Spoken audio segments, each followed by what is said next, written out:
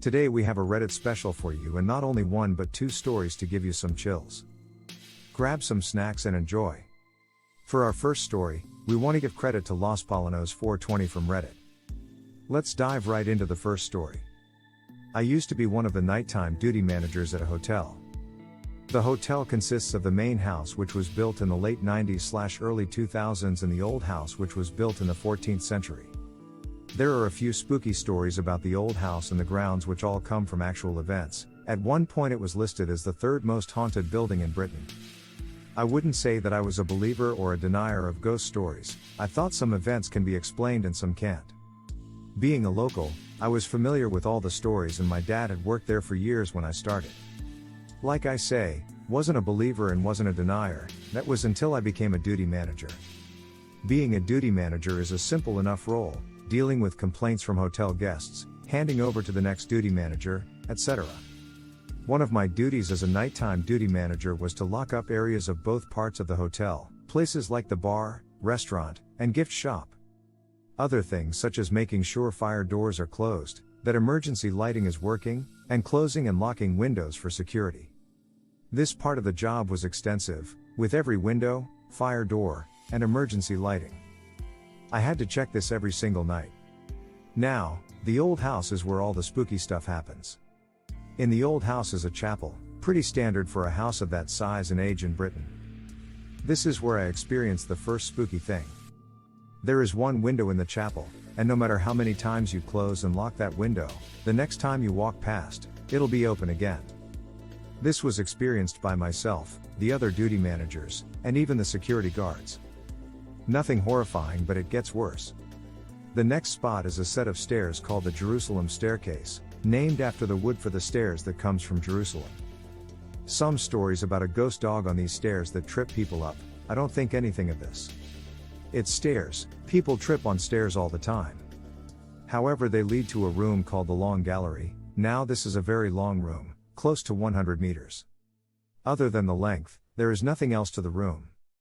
I was doing my rounds one night and had come in to do my checks as normal when suddenly I can hear heavy footsteps coming from the other side of the room, which is possible. There are guest rooms at the other end. I shine my torch down the room and can see nothing. Then it gets scary. The footsteps slowly become harder and faster until they sound like someone sprinting towards me. I am frozen. Next thing I know, whack, I've been shoved against the wall with pain in my back, stomach, and chest like I've been tackled. There is a similar room directly above, but that is only accessible to duty managers and security. Again, not the only person to experience this. The last couple relates to a confirmed murder in the house. It's a long story, so I'll give the TLDR. Lord of the house and his wife are expecting a baby. Lord has heard a rumor that his wife had an affair. Had a local nurse abducted and brought to the house to deliver the baby. The baby was then snatched by the Lord and thrown into the fireplace and murdered by his wife. Nurse escapes and curses the family, saying no male heir will be born to the family. The curse kind of came true. No male heir has survived long after birth. Now the bedroom where these events took place is a popular part of the old house with guests visiting all the time. However, it's not the real room. That's directly above. I have been in the room more times than I can count. Reports of a crying baby are common but never proved. One thing never reported was blood dripping from the ceiling. As mentioned, the real bedroom is directly above, so security was investigated. We found nothing, nobody, not even a drop of blood. The second part is about a sculpture in the chapel of one of the male heirs that died shortly after birth as a result of the curse. The sculpture is pretty normal looking, a baby in cloth with its eyes closed. Apart from one night, the eyes were open.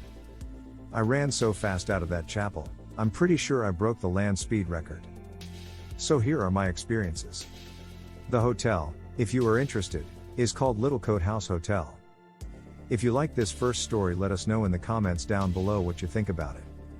Is it real or just a story? Now let's continue with our second story of today's video. Credits go to Han Solo Season from Reddit. I online dated for a little over 2 years in DC before I met my husband, so I have my fair share of stories. Guys treating dates like job interviews, military psychos, the lot. But the story that truly takes the cake? Does anyone remember when OkCupid introduced a feature around 2012/2013 that allowed you to see who was nearby? It was pre-Tinder and functioned somewhat like Grindr. I was working at a restaurant at the time and got off work late and matched with someone who was nearby. I liked that he was a fellow French speaker and we had some common interests, so I gladly accepted when he suggested we get a drink that night. I wanted him to come to my neighborhood. He insisted I come to him and I caved. I was in my 20s and stupid. He said that he was staying at the Mandarin Oriental, paid for by his company, while he looked for a place to live in DC as he'd be moving here. I showed up at the hotel bar in jeans, Nikes, and oversized headphones, looking very much out of place. When I arrived, he was there with a much older French man and two very glamorous, very scantily clad British women. The boss also called him by a different name than he had used on OkCupid. Again, I was young and dumb. I freaked out and headed toward the lobby and he followed me there, explaining that the older man was his boss and the two women were women who were also staying at the hotel with whom his boss had struck up a conversation. I agreed to head back to the bar, if nothing else because I was homesick for France, and things got even weirder. I made friendly conversation with the women who were dressed like nobody I had ever seen in DC, glamorous designer bags, evening dresses, lots of makeup, and asked them what they were doing in DC. They told me they were event managers and came to DC because they loved Obama. They then also started talking to the two French guys about how they were also models and had done photo shoots for Vogue in Liverpool, England. An odd place for a high fashion photo shoot, but I kept an open mind.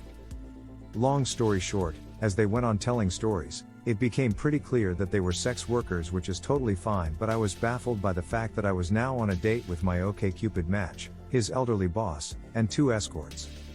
Every time I tried to leave, my date would physically box me in and make it difficult. I was finally able to leave and he chased after me. If you've been to the Mandarin Oriental at night before the wharf and the new spy museum were built, that area was pretty desolate and scary, so I tried to stay as close to the hotel entrance as I could. When he ran after me, he kept trying to grab me and was ranting in French that I had to stay because it was rude to leave his boss like this. I told him that he was welcome to have an orgy with escorts, but that I was on the dating apps to find a boyfriend, not to take part in some kind of sex party, especially baffling because, again, I was in jeans and sneakers and I'm a pretty average looking person. He grabbed my arm really hard and I screamed as loudly as I could so that the valets out front could hear, which made him back off, and I ran away. When I got home, my best friend and I looked up his cell phone number and name, and it was linked to a number of posts about him on a review website for sex workers who can't go to law enforcement. Some accused him of physical abuse and all kinds of awful stuff. To this day I'm not entirely sure what this man intended to do with me or how much danger I may have been in. I never went to the police because nothing technically happened and he deleted his OkCupid account before I could report him. I still don't understand why he used a nerdy dating website like OkCupid, which I was using to try to find a nerdy hipster boyfriend, and why he picked me. I haven't thought about this story in a few years, but writing it out reminds me of how scary it is out here for women. I hope you enjoyed today's stories as much as we did. Thank you so much for watching and see you next time here at Storytimes.